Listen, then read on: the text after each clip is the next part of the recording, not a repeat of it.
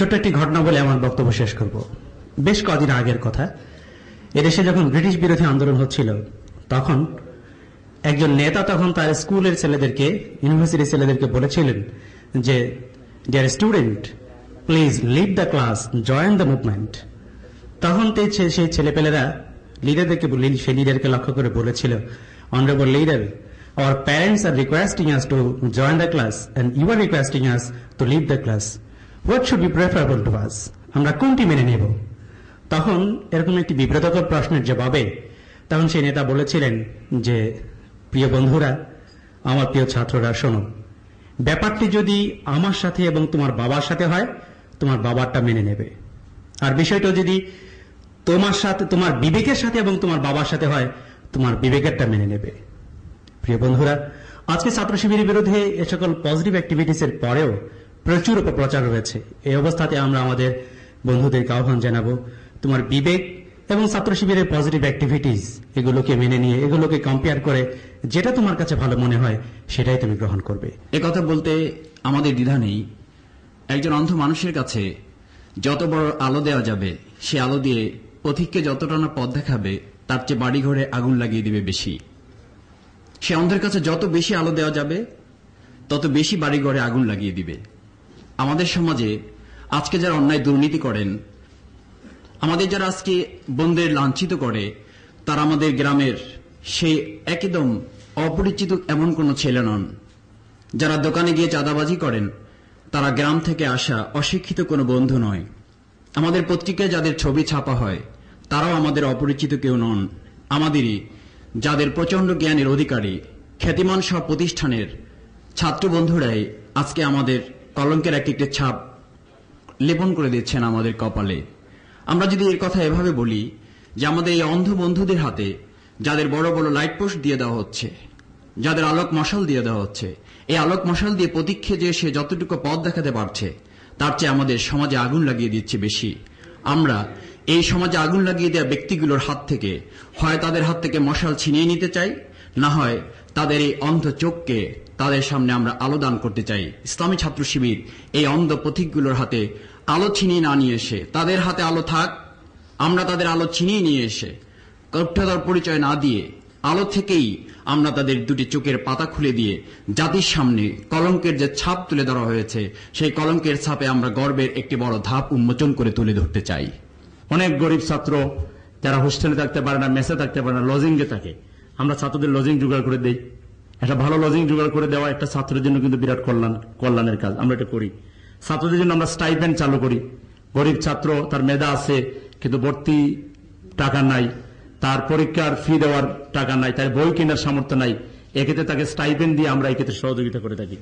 Landing library প্রতিষ্ঠা করি আমরা ব্যক্তিগতভাবে। আমরা যারা পাশ করে ফেললাম, আমাদের বইগুলো একটা লাইব্রেরিতে দিয়ে দিলাম। এখান থেকে ফার্স্ট ইয়ারের একটা নতুন ছাত্র আসলো যে গরিব, বই কিনতে পারতেছে না, আমরা তাকে এখান থেকে এক সেট বই দিয়ে দিলাম। ফ্রি কোচিং ক্লাস চালু করা। কিছু কিছু এলাকায় আছে যেখানে আমরা চেষ্টা করি যে গরিব ছাত্রদেরকে একত্রিত করে ফ্রি কোচিং দেওয়ার মাধ্যমে বিশ্ববিদ্যালয়ে ভর্তির জন্য আমরা চেষ্টা করি। আবার কম মূল্যে, কম পয়সা নিয়ে তাদেরকে কোচিং সার্ভিসও আমরা দিয়ে থাকি। যেমন আমাদের যেসব ফেমাস কোচিং সেন্টারগুলো আছে, এগুলো তো আমরা জানেনি। মেডিকেল স্টুডেন্ট যারা আছেন তারা রেটিনা সম্পর্কে জানেন না, এমন তো মেডিকেল স্টুডেন্ট থাকার কথা না। হাজার হাজার ছাত্রছাত্রী এখানে পড়ে। এটাও তো শিবিরের ছাত্র কল্যাণমূলক কাজ। ফোকাস ঢাকা বিশ্ববিদ্যালয়ের, এই ফোকাসের মাধ্যমে প্রতি বছর হাজার হাজার ছাত্র ঢাকা বিশ্ববিদ্যালয়ে চান্স পায়। এবং এখানে শুধু পড়ালেখা হয় না, পাশাপাশি তারা এখান থেকে আদর্শ চর্চা, নৈতিকতার চর্চাও তারা করে। অন্যান্য কোচিং সেন্টারে গিয়ে ছেলে মেয়েরা বাজে আড্ডা দিয়ে যেখানে পড়ালেখা সর্বনাশ করে দেয়, সেখানে ইসলামী ছাত্র শিবিরের পরিচালিত এইসব কোচিং সেন্টারে এসে পড়ালেখার পাশাপাশি নৈতিকতার চর্চা, আদর্শ চর্চা করছে। এছাড়া ইসলামী ছাত্র শিবির সাধারণ ছাত্রদের, মনে করেন ক্যান্টিনের সমস্যা আছে, ক্যান্টিন সমস্যার সমাধানের জন্য শিবির ভূমিকা পালন করে। লাইব্রেরিতে বই নাই, এর জন্য শিবির ভূমিকা পালন করে। তারপরে মসজিদ নাই, এর জন্য শিবির ভূমিকা পালন করে। ছাত্রদের বেতন বাড়িয়ে দেওয়া হয়েছে অথবা কোনো কোর্স ফি বাড়িয়ে দেওয়া হয়েছে, এক্ষেত্রে শিবির সাধারণ ছাত্রদের স্বাক্ষর নিয়ে এর প্রতিবাদ করে। একটা বিল্ডিং ধসে পড়ে যাচ্ছে অথবা একটা সুন্দর পরিবেশ নাই পড়ালেখা করার জন্য, ইসলামী ছাত্র শিবির সাধারণ ছাত্রদের সমস্যাগুলো চিহ্নিত করে এইসব সমস্যার সমাধানে ভূমিকা পালন করে আসছে। আমার প্রথম কথা, ইসলামী ছাত্র শিবির ছাত্র সংগঠন, এই সংগঠনের নেতা, সদস্য, সাথী, কর্মী সবাইকে ভালো ছাত্র হতে হবে, ভালো মুসলমান হতে হবে। লেখাপড়ায় ভালো হতে হবে, একাডেমিক ক্যারিয়ার বিল্ড আপ করতে হবে। লেখাপড়া ক্ষতি করে নিজেকে বেশি ব্যস্ত দেখিয়ে লাভ নেই। অন্ধকার এক পথে ফিরছিলাম, আমি অন্ধকার এক পথে ফিরছিলাম, আমি অজ্ঞে ছিলাম, আমি ধ্বংসে ছিলাম, আমি অজ্ঞে ছিলাম, আমি ধ্বংসে ছিলাম। গতিহারা জীবনে হারিয়েছিলাম, গতিহারা জীবনে হারিয়েছিলাম। জীবনকে এগিয়ে নিতে চায় শৃঙ্খলা। সম্মেলনের প্রতিটি পর্বে তার প্রতিফলন ঘটে, কর্মজীবনেও যেন তা সঞ্চারিত হয়, তাই শিবিরের লক্ষ্য।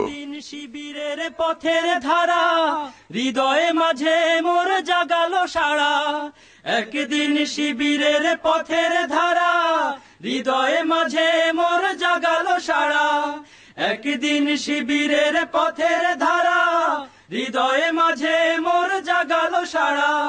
তাদের ইতিহাস জানতে এলাম, মহাসত্যের সন্ধান পেলাম, তাদের ইতিহাস জানতে এলাম, মহাসত্যের সন্ধান পেলাম। আমি চিনলাম জানলাম সত্য দিনের পথ, ধ্বংসের পথ হতে ফিরে এলাম, অন্ধকার এক পথে ফিরছিলাম, আমি অন্ধকার এক পথে ফিরছিলাম। শিক্ষার কোনো শেষ নেই। জানার পর্বটি শিবিরের একটি চলমান প্রক্রিয়া। যারা নেতৃত্বের পর্যায়ে চলে আসেন তাদেরও বিভিন্ন বিষয়ে পরীক্ষা দিতে হয়। প্রচলিত ছাত্র রাজনীতিতে যেখানে নেতারা টেন্ডারবাজি আর সন্ত্রাসে ব্যস্ত, সেখানে শিবিরের নেতারা ব্যস্ত পরীক্ষার হলে। যদিও শিবিরের এসব ইতিবাচক কার্যক্রম খুব কমই প্রচার পায়। কৃতি ছাত্রছাত্রীদের শিবির সবসময় উৎসাহ দিয়ে থাকে। জিপিএ 5 প্রাপ্ত ছাত্রছাত্রীদের সম্বর্ধনা অনুষ্ঠান তেমনি এক কর্মসূচি যেখানে ছাত্রছাত্রীদের ব্যাপক সমাগম হয়।